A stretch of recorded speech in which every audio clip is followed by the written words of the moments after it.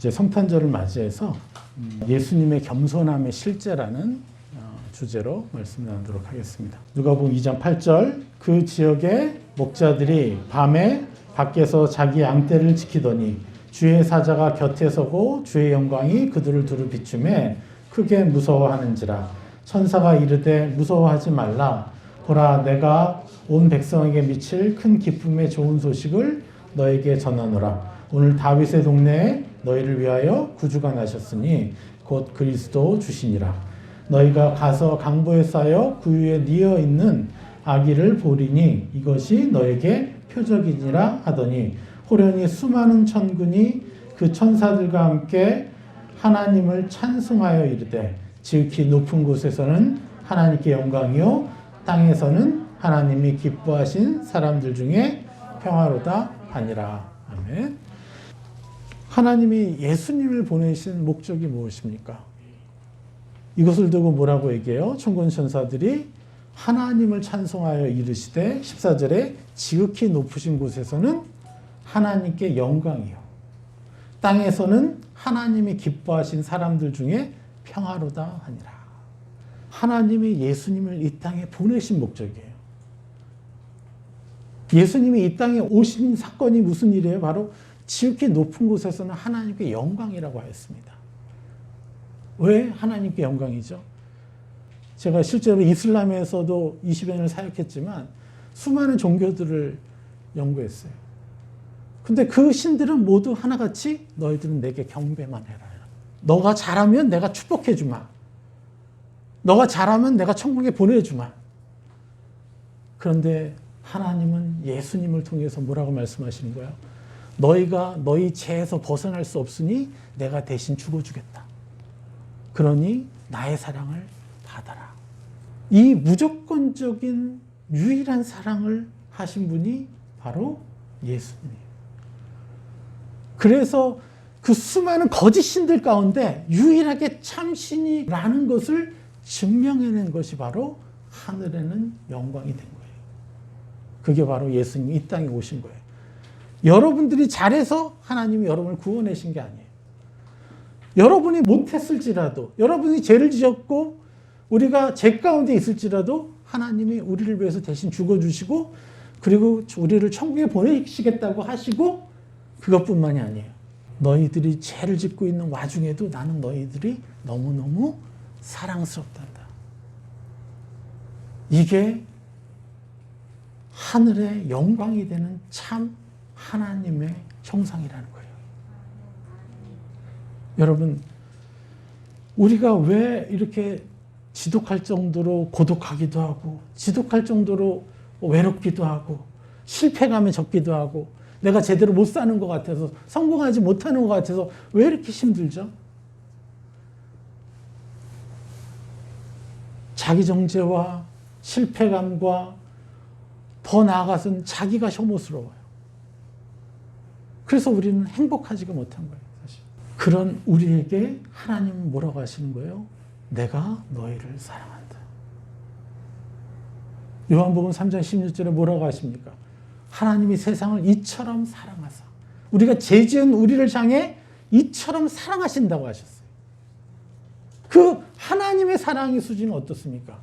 부모가 자신을 때리는 자녀들을 위해서도 기꺼이 헌신해 주는 사랑을 할 수 있는데 그 사랑은 어디에서 받았어요? 하나님에게서 받았죠. 그래서 하나님이 이처럼 세상을 사랑했다는 것은요, 이 세상에서 가장 아름다운 어머니와 아니면 가장 아름다운 아버지의 그 사랑의 수준을요, 몇만 배 능가하는 사랑이라는 거예요. 그래서 여러분들이 죄를 지을 때도 여러분들을 너무 사랑스럽게 바라보시고 여러분들을 안아주신다는 거예요.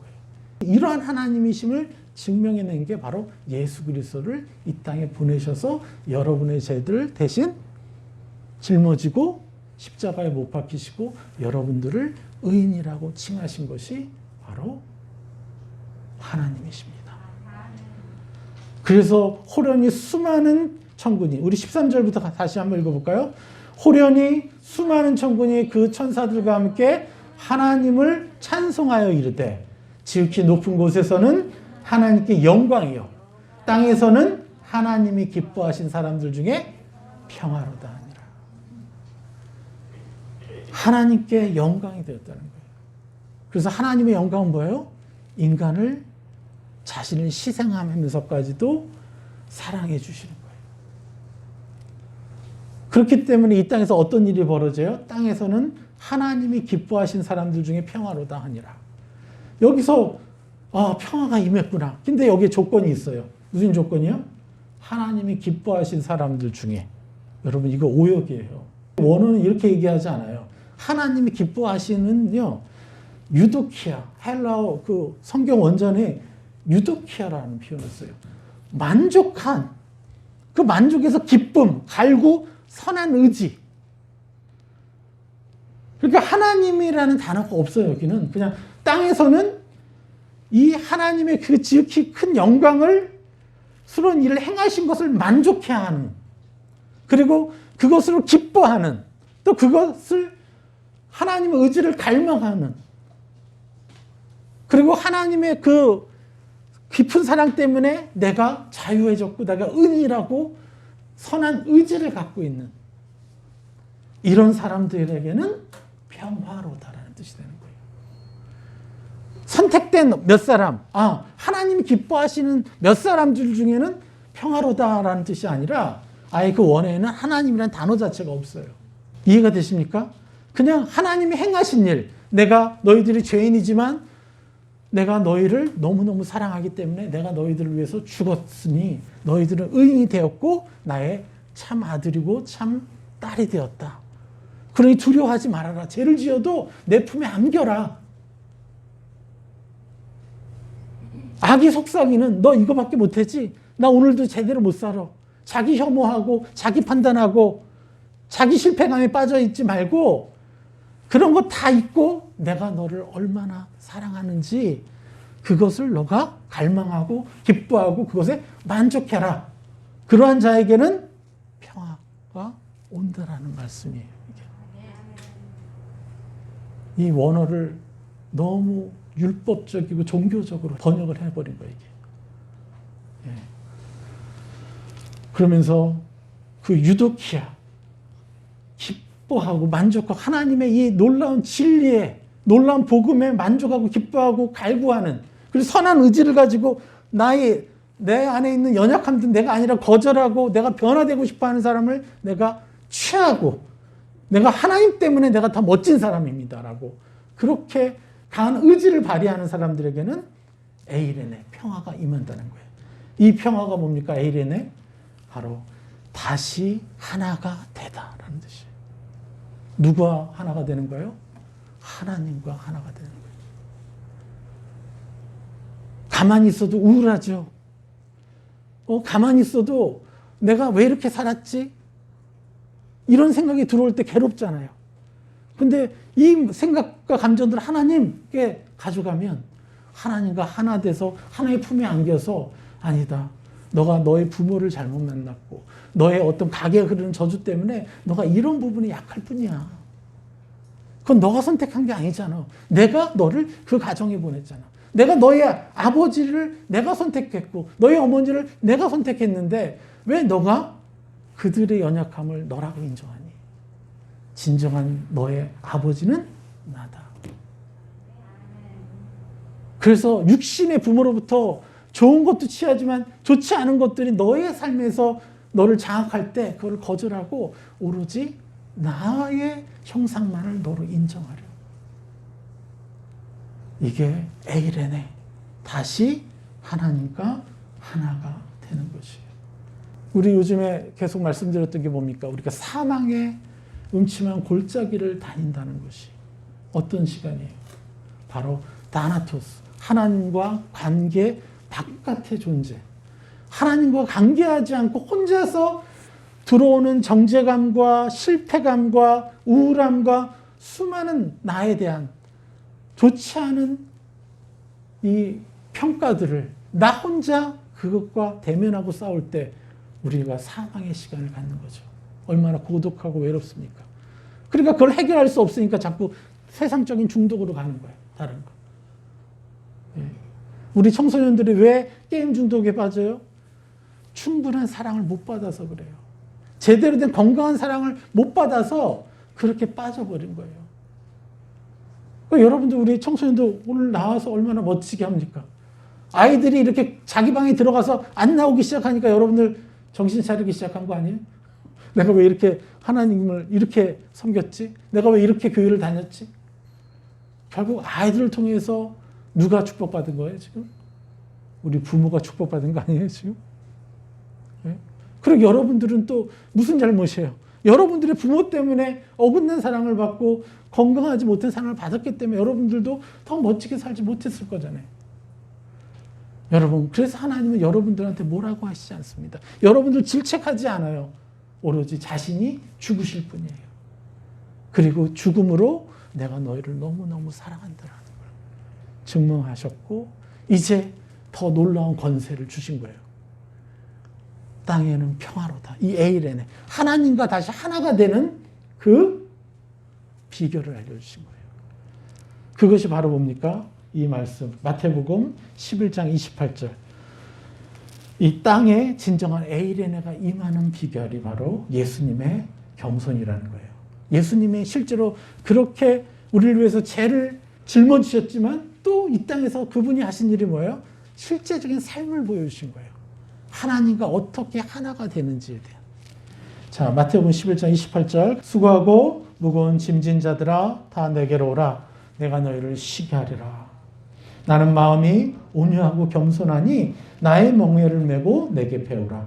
그리하면 너희 마음이 쉼을 얻으리니 이는 내 멍에는 쉽고 내 짐은 가벼움이니라 하시니라. 할렐루야. 여기서 쉬다라는 게 무엇입니까? 결국 예수님이 그리고 하나님이 여러분들에게 주시고 싶어 하시는 게 뭐예요? 쉼을 주시고 싶은 거예요. 진정한 쉼. 그 쉼의 반대는 뭘까요? 노동하는 걸까요? 아니에요. 노동보다 더 심각하고 너무 고통스러운 게 있어요. 여러분의 마음 안에서 일어나는 속 시끄러운 일들이 너무 많은 거예요. 그래서 여러분들이 그 일을 견디지 못해서 괴롭고 너무 힘들어서 어떤 중독으로 빠지고 깊은 우울에 빠지고 또 심지어 나가서 자살하거나 자기 학대를 해요. 자기 몸에 칼을 긋기도 하고 그래야 이 속 시끄러운 게 없어진다는 거예요. 자기가 너무 혐오스러워서 너무너무 힘들어하는 거예요. 여러분 이제 우리가 6.25를 거쳐서 정말 매일 하루하루를 밥을 먹기 위해서 살던 그 시대가 아니기 때문에 진정 우리는 객관적으로 내 마음의 상태, 내 감정의 상태, 내 생각, 의지를 직면해야 되는 시기예요. 그래서 참 진리는요. 바빠서 그냥 정신없이 살다가 예배 드리는 게 아니라 그냥 죄책감 그냥 덜어주는 그런 종교적인 행위가 아니라 내 깊은 내면 안에 내가 수많은 여유로운 시간 가운데서 내가 고독하고 슬프고 외롭고 하는 모든 내 마음의 상태를 완전하게 하나님과 만나서 참 쉼으로, 참 기쁨으로, 만족으로, 행복으로 바꿔줄 수 있는 하나님을 만나야 되는 시기가 된 거예요. 원래 하나님은 그랬지만 우리가 시대에 속은 거예요. 시대 상황에. 그래서 그 시대 상황에 속았기 때문에 이 기독교라는 교회들이 세상에 돌을 맞고 욕을 먹어야 되는. 왜냐? 참 진리 안에 들어가지 못했기 때문이에요. 진정한 하나님을 만나지 못했기 때문에 그런 것이죠. 우리는 이 시대에 진정 하나님의 진리가 무엇이고 하나님 형상이 무엇인지를 사람들한테 알려줘야 돼요. 그 전에 먼저 내가 누려야 돼요. 여러분들 진정한 힘을 얻어서 하나님과의 깊은 만남을 통해서 여러분이 진정한 힘을 얻고 여러분이 얼마나 존귀한 존재인지를 마음껏 누릴 때 그때 비로소 하나님의 형상이 여러분들 안에서 나오게 되어 있어요. 여러분 마음이 아프십니까? 슬프십니까? 두렵습니까? 수많은 것들이 있죠. 이것이 하나님 앞에 가면 반드시 해결이 되는 것입니다. 그것을 바로 예수님이 그 방법을 알려주신 거예요. 수고하고 무거운 짐진 자들아. 이 감정의 무게가 너무나 고통스럽고 힘든 거예요. 이것들을 다 가지고 내게로 오라. 내가 너희를 쉬게 하리라. 대부분 여러분이 그 힘든 것이 뭐예요? 바로 여러분 자기 정죄감 가운데 빠져 있는 거 아닙니까? 여러분 자기 정죄를 한다는 게 뭐예요? 제가 이번 주에 한 자매를 만나서 교제하면서 이 자매가 고개를 완전히 내리고 있는 거예요. 자기 혐오까지 깊이 들어가 있는 거예요. 그런데 그 모습을 보면서 하나님께 쭉 올려드리니까 와, 이 자매가 얼마나 별처럼 빛나는지 제 눈에는. 왠지 아십니까? 왜 자기 혐오를 할까요? 어떤 사람이 자기 혐오를 하죠? 그거는 정직하기 때문에 그렇습니다. 그리고 기준이 높아서 그래요. 내가 이 정도 살아야 되는데 그 정도를 살지 못한 것 때문에 양심의 가책을 받아서 그걸 때문에 자기를 정죄하는 악한 영들이 쏘는 그 정죄감을 그대로 속아서 받아들이고 더 나아가면 자기를 혐오까지 하고 그래서 차라리 죽는 게 낫지. 왜 그래요? 기준이 높아서 그래요. 그리고 하나님이 이것을 정직이라고 말씀하시는 거예요. 시편 84편 11절에 같이 한번 읽어볼까요? 시편 84편 11절 여호와 하나님은 해요 방패이시라. 여호와께서 은혜와 영화를 주시며 정직하게 행하는 자에게 좋은 것을 아끼지 아니하실 것이미로다. 여기서 정직하다라는 게 무엇입니까? 정직은 히브리어로 타밈이라고 단어예요. 바로 뜻이 뭐냐면 타밈은 순결하다, 온전하다라는 거예요. 그러니까 수많은 우울증에 걸려 있고 자기 정죄에 빠져 있는 사람들은 대부분은요 착해요. 자기가 이 정도 살기를 원해요. 그래서 더. 근데 그걸 못해서 자기 양심에 찔려가지고 너무 힘든 상태인데 어둠이 와가지고 계속 그거를 속여서 나를 몹쓴 인간처럼 그렇게 말해요. 나한테. 그럼 나는 그걸 받아들이는 거예요. 근데 하나님이 이걸 가지고 뭐라고 얘기하시는 거예요? 정직하다라고 얘기하시는 거예요. 그래서 이런 정직한 자들이 결국 이 자신의 그 수많은 무거운 짐들, 그것들을, 생각들, 감정들을 하나님께 가지고 갈 때, 비로소 어떤 일이 벌어져요? 좋은 것을 아끼지 아니하실 것이라. 하늘에 있는 하나님의 놀라운 형상과 찬란한 것들을요, 우리한테 주시는 시간을 갖는다는 거예요. 그래서 이 우울하고 자기 정죄에 빠져 있고 자기 혐오에 빠져 있는 사람들은요, 실제로 하나님의 눈에 보기에는요, 저들이 세상 사람들처럼 다른 사람들처럼 대충 넘어가지 않네. 너무 정직하게 온전히 살아가려고 애를 쓰네. 하나님 눈에는 별처럼 빛나는 존재들인 거예요. 저는 그것을 달리 말해서 하나님으로부터 수많은 달란트를 받은 존재라고 거꾸로 그렇게 여겨지는 거예요. 그래서 하나님이 이 복음을 주신 거잖아요. 그들에게. 그래서 그 복음이 뭐예요? 우리가 행복해질 수 있는 방법이 뭐예요? 우리가 힘을 얻을 수 있는 방법이 뭐예요? 날마다 죽는 거예요. 그래서 사도 바울이 날마다 자기는 죽는다 하면서 사도 바울이 유일하게 자기 자랑을 한 것이 바로 나는 날마다 죽노라. 우리 고린도전서 15장 31절 같이 읽겠습니다. 형제들아, 내가 그리스도 예수 우리 주 안에 가진 바 너에 대한 나의 자랑을 두고 단언하노니 나는 날마다 죽노라. 이 죽는다는 게 뭐예요? 바로 나를 정죄하고 내가 지은 죄들을 자꾸 얘기하고 나는 쓸모없는 인간이라고 얘기하고 계속해서 나를 하나님의 시야와 반대되는 나를 정죄하는 시야로 끌고 가는 이 모든 것들, 옛사람의 형상들을 죽이는 거죠. 이 음성을, 이것을 거절하지 않으면 우리는 계속 그들의 노예가 되는 거잖아요. 그래서 사도 바울이 참 안식으로 들어간 그 비결이 뭐예요? 날마다 죽는 거예요. 여러분, 가만히 있어도 여러분은 어떤 감정이 느껴요? 여러분, 가치 있게 느껴져요? 난 너무 행복한 사람이라고 느껴져요? 그렇지 않은 감정의 모든 상태는 사실 정죄감이라는 감정을 여러분들이 허락해주고 있는 거예요. 여러분 눈을 살짝 감아 보시고요. 하나님 앞에 내가 얼마나 존귀한지를 한번 느껴보세요. 하나님 정말 내가 당신께 너무너무 존귀한 사람입니까? 존귀한 아들이고 존귀한 딸입니까? 만약에 이게 안 느껴진다면요, 우리는 정죄감에 당하고 있는 거예요. 그럼 이렇게 선포해야죠. 예수 그리스도의 위대하신 희생과 사랑과 권능의 이름으로 선포합니다. 이 정죄감은 내가 아니다. 예수 그리스도의 십자가로 못 박고 죽입니다. 나는 내가 어떠한 죄를 짓더라도 하나님 때문에 하나님께 너무도 존귀한 자녀입니다. 이렇게 해서 우리는 완전하게 그 진리 앞에 무릎 꿇는 거예요. 이게 뭐예요? 예수 그리스도께서 말씀하십니다. 너희를 시게 하리라. 29절에 뭐라고 얘기해요? 그 방법을 얘기하는 거예요. 나는 마음이 온유하고 겸손하니 나의 멍에를 메고 내게 배우라. 그리하면 너희 마음이 힘을 얻으리니. 여기서의 그 온유하고 겸손하다는 것이 무엇입니까? 여러분, 우리는 무엇 앞에 겸손해야 되죠?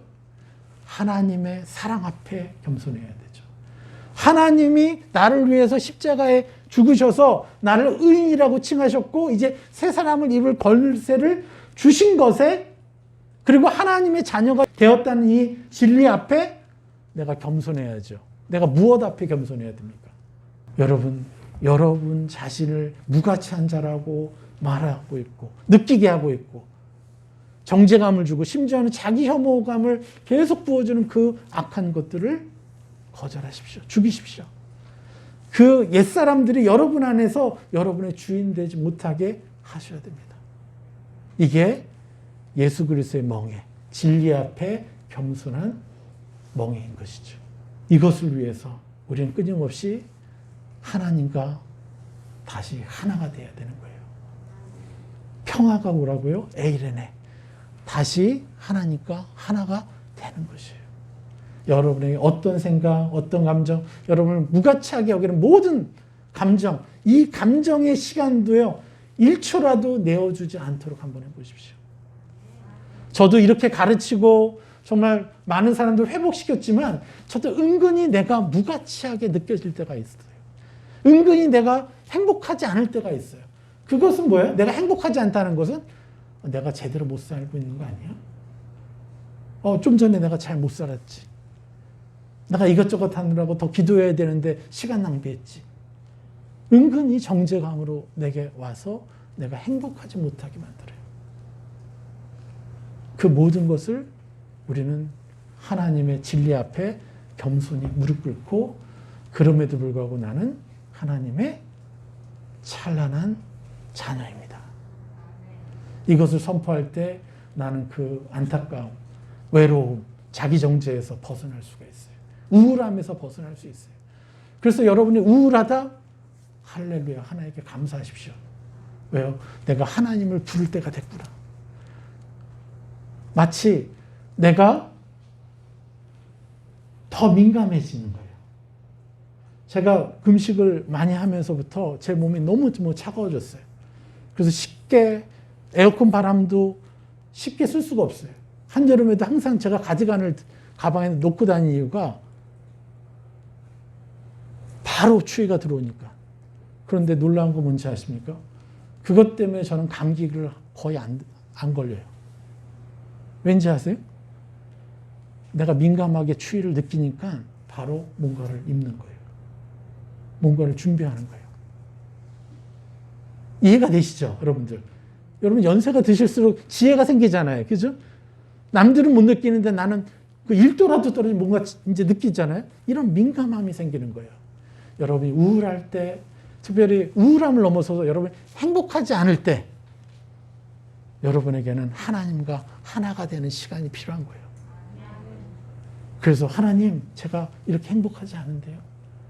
제가 왜 행복하지 않죠?